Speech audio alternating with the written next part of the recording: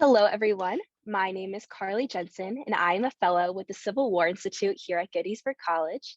Today, I am joined by Jake Wynn. Mr. Wynn works at Visit Frederick, although he used to work at the National Museum of Civil War Medicine as the Director of Interpretation. At the 2022 Civil War Institute Summer Conference, he will speak on the work done at field hospitals, as well as specifically Camp Letterman. Mr. Wynn, I am so excited to hear more about your work with Civil War medicine. Do you want to introduce yourself any further? Oh no, I think that about sums it up. I'm very excited to be here with you today, and I don't get to talk about Civil War medicine every day with my current job, so any day that I get to talk about this topic is a good one. Awesome. Well, if you're ready, why don't we jump right into questions? Sounds great. So, my first question is, what drew you to your interest in Civil War medicine? Well, I always had an interest in Civil War history, and I went to Hood College in Frederick, Maryland. And so, as part of the historical landscape in Frederick in regards to the Civil War, is the story of Civil War hospitals. There were more than 24 hospitals located in downtown Frederick in the aftermath of the battles of South Mountain and Antietam. And that story led to the formation of the National Museum of Civil War Medicine in Frederick. And so, as a young historian trying to cut their teeth in the field and get out there, there's no better place in Frederick to practice Civil War history than at the National Museum of Civil War Medicine. So I kind of landed there with no previous interest in medical history. But after 8 years working there in a variety of different roles, I found a real passion, not only for Civil War medical history, but for medical history, if overall. Yeah, I had the opportunity to visit the National Museum of Civil War Medicine last summer, and I was just blown away at the research done there and the exhibits. It was just amazing. Yeah, Um, it's a very interesting place. It's another aspect that I think that I liked about it, and I think many of the visitors like about it, is many visitors that come there do have an interest in Civil War history, and it's a perspective on the Civil War that we don't always deal with. We're not always forced to confront, and there's a lot of preconceived notions about Civil War medicine that are addressed, and in many cases, myths that are busted. yeah, definitely. That's actually a really great segue into my next question.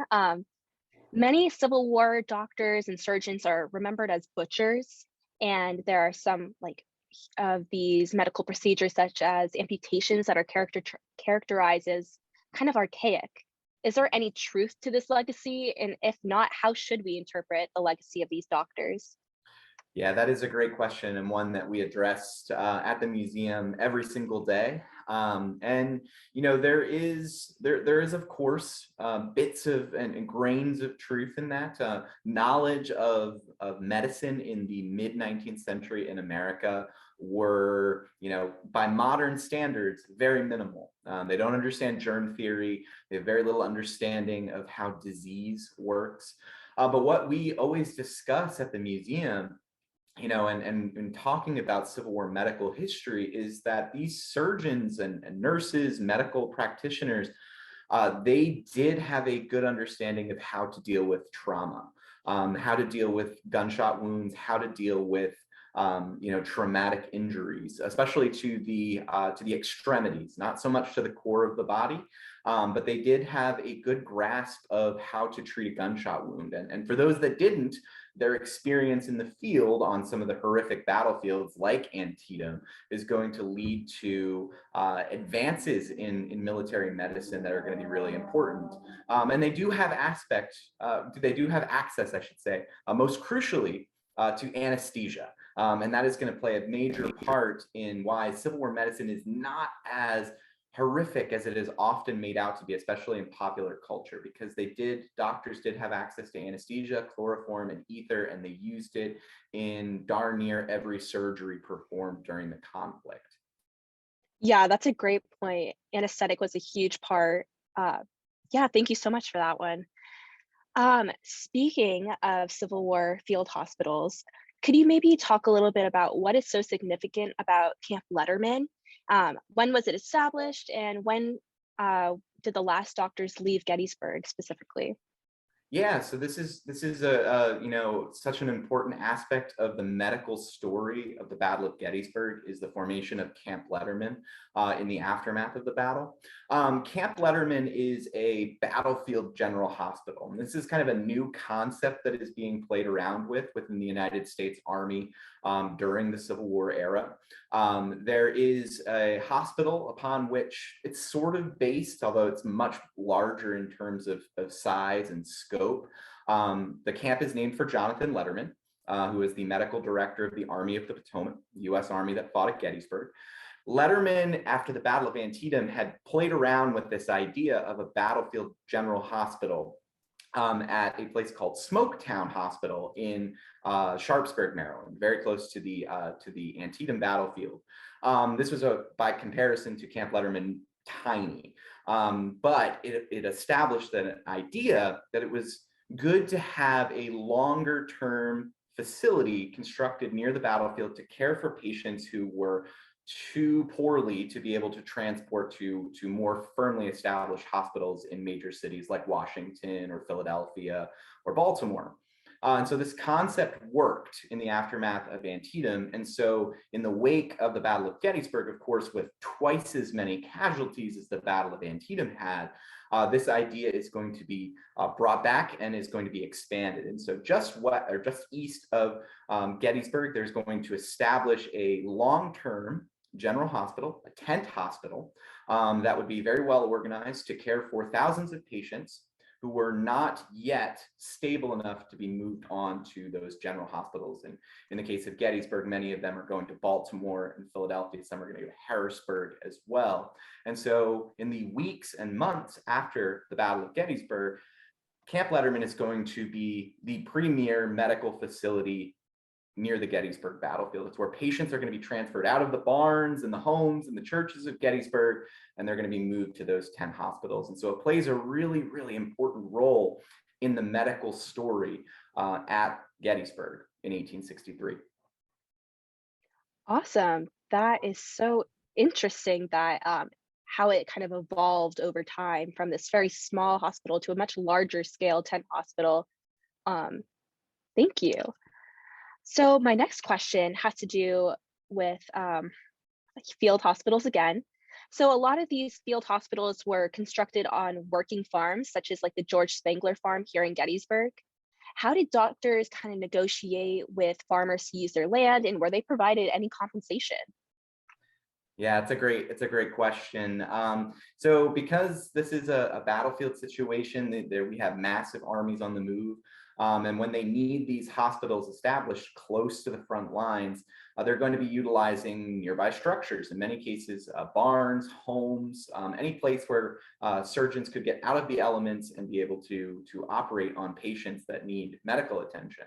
And so in the case of Gettysburg and in many battlefields throughout the American Civil War, it's going to be in barns, on farms. And so when these armies arrive, it's not as though there is much of a negotiation. Basically, sometimes the farmers, the residents will stay, try to protect their property. In many cases, they're not going to be successful.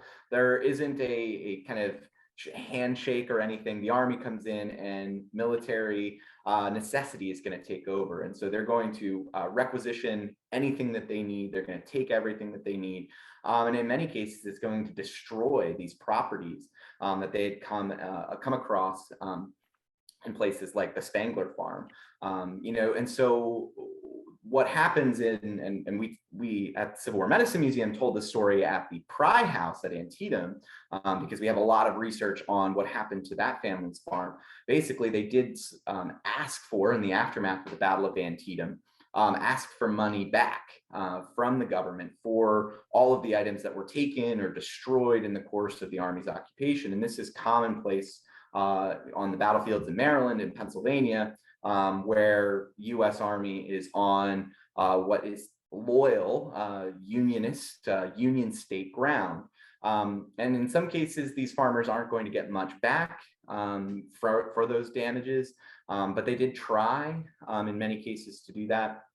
But it is really murky in terms of, what what things people were able to get back, what money they were able to get back from the government for what was taken from their farms. So it was devastating for the Army to come in. Even, these farms aren't necessarily going to be destroyed by combat, by shells or by bullets.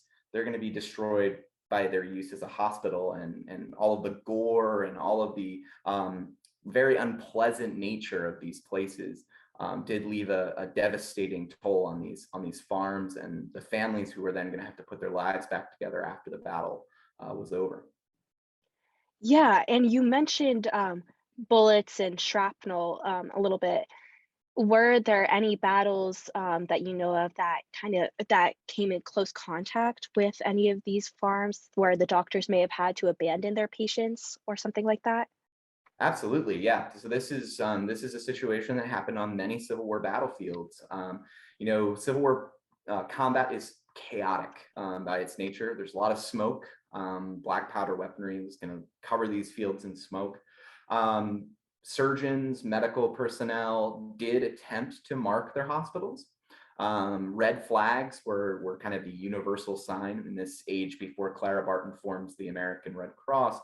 They don't have that as a medical symbol. So big red flags were the way to signify a hospital. And there was kind of a general understanding between the armies that if you could avoid it, you wouldn't actively fire onto medical facilities. Now, the problem being that in many cases, you couldn't necessarily see those red flags in the smoke and chaos of battle.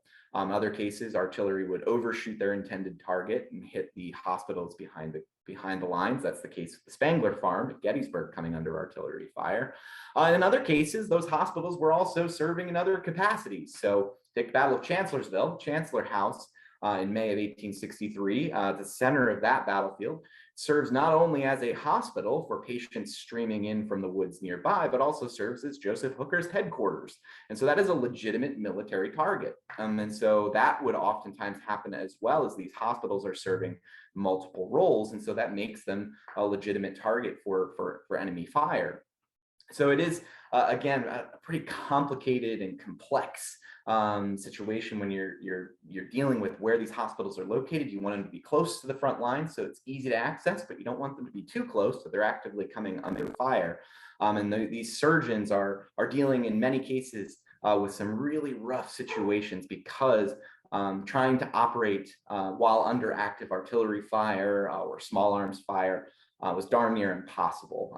And those, they're looking for the best outcome for their patients, and those situations lead to, less of their patients surviving. So they were trying to avoid coming under fire any way they could. I can't even imagine what it would have been like in that sort of situation. That's incredible. And you have to really give these surgeons and doctors props for everything that they did. Uh, my last question is kind of a broad overview. How did medicine and field hospitals change and evolve over the course of the war, and how are they similar or different from modern day hospitals? Yeah, that's a great question. Two great questions. There is a clear evolution of these facilities. One of the most important aspects of medical care and medical science in the Civil War era is the rise of scientific-based medicine, evidence-based medicine. And so US Army especially is going to utilize, taking examples from the field and bringing them in, researching. The Army Medical Museum is established during the war to further medical knowledge over the course of the war. And so what we can see with the US Army and its medical department is there is a clear line of medical care improving for patients in these field hospitals. And the hospitals become cleaner. They get out of barns by 1863 and 1864 and are operating in tent hospitals that are going to allow for fresh air, which is very important to Civil War medical practitioners who don't understand germ theory and are not washing their hands, but nevertheless understand that there is a connection between cleanliness, fresh air, and patient outcomes being better. So there is a clear line there. I wouldn't say that medical science advances all that far during the war. What I would say is that the logistics around hospitals, around trauma care, the ambulance systems, the evacuation systems, they markedly improved during the war. and create a legacy of improvement that starts with the war and continues on to the present day, with things like triage and emergency medicine. So there is a direct line we can draw between our medical care, especially emergency medicine today, whether in the civilian world or military world, that we can go back to the Civil War and say this is where the fundamentals began. And we see that with the modern hospitals today. That line is very clear. There are still elements of medicine practice today that can be traced back to the Civil War, and the roots can be found there. But thankfully, our medical science has evolved significantly in 160 years. So we know to wash our hands. We know how disease is spread. We know ways that we can try to prevent that.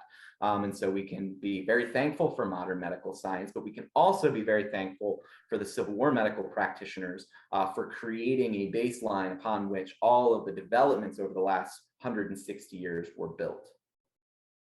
Yeah, learning about Civil War medicine makes me so grateful for the modern advancements. I'm not sure I want to be operated on in an open air tent in the middle of a field. So thank God for that. Well, with Mr. Wynn, it was so great talking with you. I am so grateful for your time and that you took this afternoon to come speak with us. If you want to hear more about Mr. Wynn's research, he will be speaking Friday and Saturday at the conference. Make sure you're there. You will not want to miss these awesome topics.